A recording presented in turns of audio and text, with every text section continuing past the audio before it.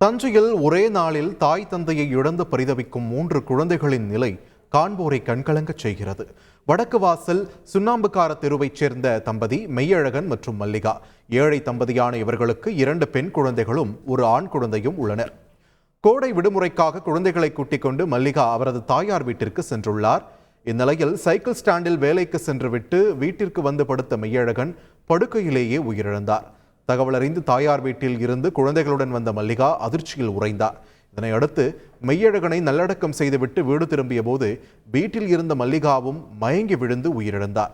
இதனால் ஒரே நாளில் தாயையும் தந்தையையும் இழந்து 3 குழந்தைகளும் பரிதவிக்கின்றனர்.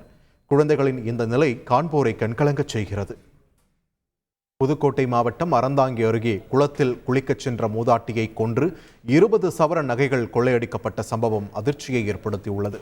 அறந்தாங்கி அருகே உள்ள அரசர் குளம் அக்ரஹாரம் குடியிருப்பைச் சேர்ந்தவர் சாத்தியம்மாள்.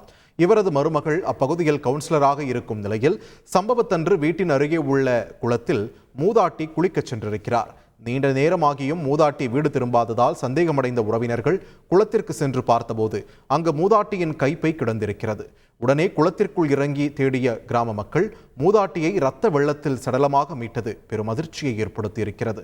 மூதாட்டியின் காதுகள் மற்றும் கழுத்து பகுதிகளில் இரத்த காயங்கள் இருந்த நிலையில் அவர் அணிந்திருந்த 20 சவரன் நகைகளும் கொள்ளையடிக்கப்பட்டது தெரிய வந்தது. நகைகளுக்காக மூதாட்டியை குளத்தில் மூழ்கடித்து மர்ம நபர்கள் கொலை செய்ததாக கூறப்படும் இந்த சம்பவம் குறித்து போலீசார் தீவிர விசாரணை நடத்தி வருகின்றனர். இந்த குளத்தில் போன இடத்துல அந்த அம்மாவுடைய சேரையும் கை பையும் இருந்திருக்காங்க. குளத்துக்குள்ள இறங்கி நெருக்கி ஒரு 10-20 ஆள் தேடி இருக்காங்க. தேடுற இடத்துல ஒரு ஓரமாக அந்த குளத்துக்குள்ள பாடி லேசாக தென்பட்டுருக்கு. காது இந்த மூக்கெல்லாம் பிஞ்சு அந்த அம்மா ஒரு 15-20 பவுண்டு செயின் 2 செயின் போட்டிருக்கான்னு சொல்லியிருக்காங்க.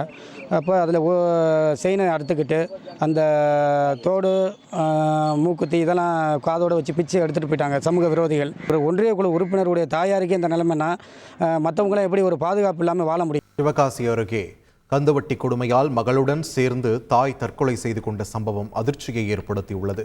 சிவகாசி அருகே உள்ள மீனம்பாடி கிராமத்தைச் சேர்ந்தவர் ஜெயச்சந்திரன். இவரின் மனைவி ஞானபிரகாசி.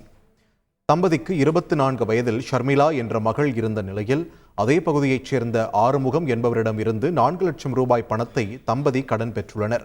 அதிக வட்டியால் வட்டி பணத்தை சரிவர கட்ட முடியாமல் தம்பதி சிரமப்பட்டு வந்த நிலையில் ஜெயச்சந்திரன் வீட்டில் இல்லாத நேரம் பார்த்து ஞானபிரகாசிக்கும் அவருடைய மகளுக்கும் கடன் கொடுத்தவர்கள் நெருக்கடி கொடுத்ததாக சொல்லப்படுகிறது. இதனால் மன உளைச்சலில் இருந்த ஞானபிரகாசி தனது மகளுடன் சேர்ந்து தூக்கிட்டு தற்கொலை செய்து கொண்டது பெரும் அதிர்ச்சியை ஏற்படுத்தி இருக்கிறது.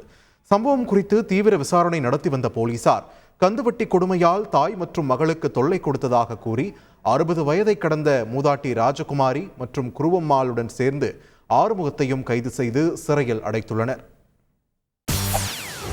செய்திகளை உடனுக்குடன் தெரிந்து கொள்ள உடனே சப்ஸ்கிரைப் பண்ணுங்க.